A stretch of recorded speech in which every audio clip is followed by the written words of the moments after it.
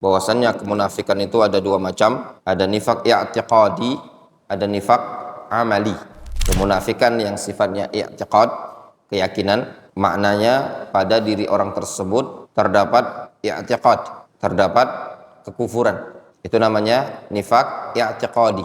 Pada orang tersebut terdapat kemunafikan, keyakinan yang di luar agama Islam. Yang kedua, nifak amali, yaitu kemunafikan dari sisi perbuatan. Dia seorang yang mukmin, ada padanya iman, namun perbuatannya, perbuatan atau sifat zahir yang ada pada dia adalah sifatnya kaum munafikin. Nah, orang yang seperti ini tetap diperlakukan sebagaimana layaknya kaum muslimin. Kita tidak bisa menghukumi batinnya dia. Kaum munafikin itu susah untuk dihukumi batin, karena yang dinilai adalah zahir.